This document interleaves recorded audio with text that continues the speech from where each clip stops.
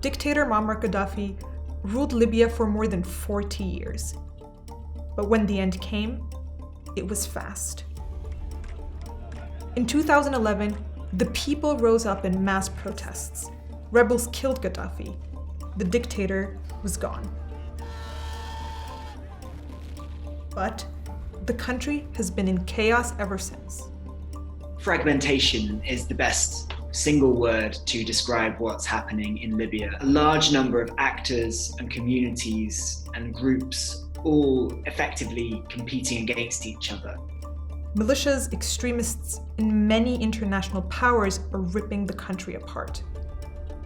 And there are even two rival administrations, each claiming they should be in control.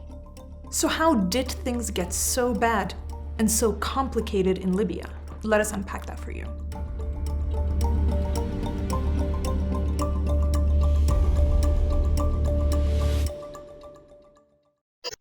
First, let's take a look at the bigger picture and what's at stake. Libya has a long coastline, right at the doorstep of the European Union. This has made it a major stepping stone for people looking for refuge or a better life in the wealthy north.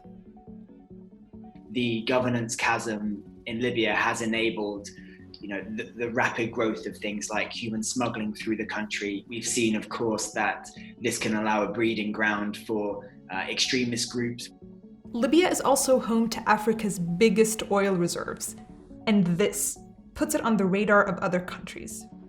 Any disruption of the energy supply coming from Libya also important for Europe, but also because it constitutes the door to Africa to some extent. So the country, if the situation was better, could also play an important role as a platform between Europe, Africa, the Middle East, and possibly further.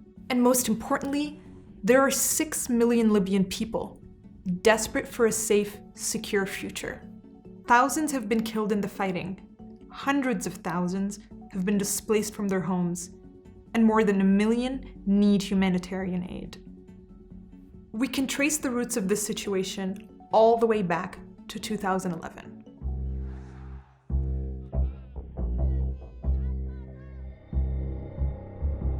The popular protests known as the Arab Spring swept through the region.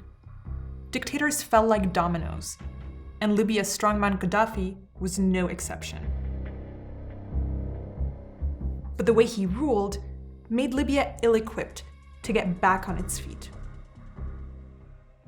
What Gaddafi operationalized as a system is a divide and rule system to dilute the relevance of anyone he would deem, or any faction he would deem potentially a political military opponent, either by purging them or kind of marginalizing them from his patronage network. He used both his tribal knowledge and his tribal skills, but he also used religion as well to control the population. Once Gaddafi was gone, tribes and militias, which had united to get rid of him, turned against each other. In 2014, a disputed election plunged Libya into the abyss. Key civilian institutions like law enforcement and the judiciary collapsed. But as we heard earlier, two rival administrations emerged, both claiming to be the real legitimate government. There is a legitimacy vacuum in Libya. All of the institutions or the governments that exist today have had their mandates expire a long time ago.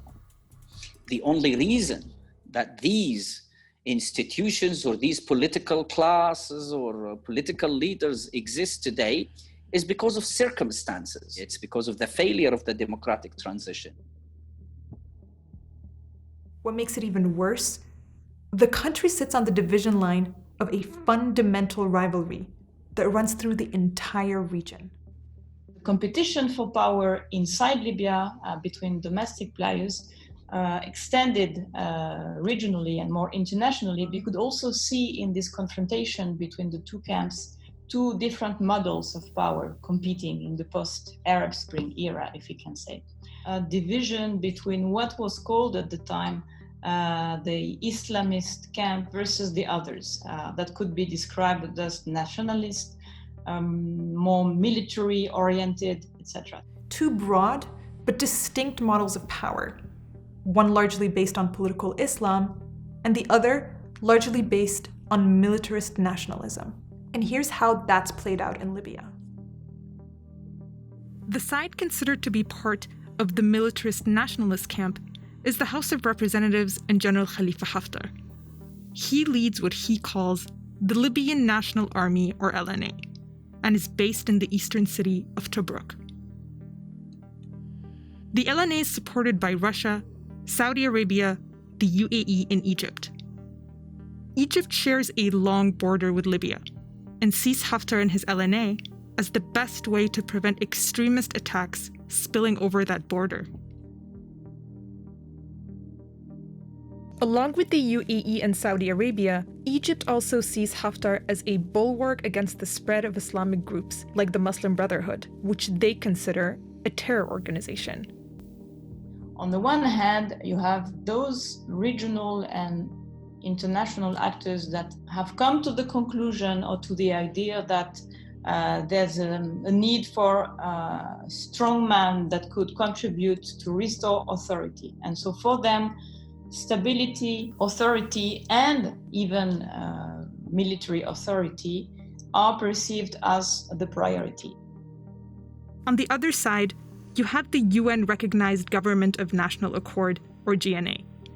It's considered to be part of the political Islam camp, is led by Prime Minister Fayez al-Sarraj, and is based in the capital Tripoli. The GNA's international backers include Qatar and Turkey. Turkey wants drilling rights in the Mediterranean, but also has a shared ideological framework with the GNA, namely political Islam and support for the Muslim Brotherhood across the region. The coalition that has brought together the GNA, Turkey, Qatar, represents an attempt to bring together those forces that have opposed military rule. Some Islamist element and political Islam has also been an important component, but not the only one. You also have European countries like France and Italy backing opposing sides, each saying they want stability in the region. But regardless of intention, all of this has led to a feeling that this isn't really about Libyans and their future. Sometimes people question whether what we have in Libya is actually a civil war or an international war that's being fought on Libyan soil and in Libyan skies. The rivalry between the two administrations reached a head in 2019, when Haftar tried but failed to conquer Tripoli. The country has been at a chaotic impasse ever since. International focus is often on Libya's fate as a battleground for regional proxy warfare. Many Libyan people feel they don't have a seat at the table. We have now gotten to a point where what Libyans think or what the aspirations of the Libyan people are have become irrelevant because of the level of foreign interference in this country. Meanwhile, daily life in Libya is hard and is getting worse. I have family there, I have friends there, located in all the geographic sides of the country and under both the administrations. I wouldn't say that they want specifically the same thing, institutionally speaking, or that they have the same views over legitimacy, but mostly what Libyan people want is roughly what every kind of citizen in this world wants: good governance, sustainable authorities, employment opportunities, some freedom of expression. They overthrew the regime before. If neither of the two administrations which claim legitimacy improved their lives, might the Libyan people have the courage to challenge both of them? We have seen some genuine videos of mothers of young people coming out on the streets and airing these grievances of deteriorating living conditions, of insecurity, of young people being taken to war or leaving the country on boats to Europe. This is an indication that people or the citizens might have a certain threshold. If that is crossed, then they will come out on the streets.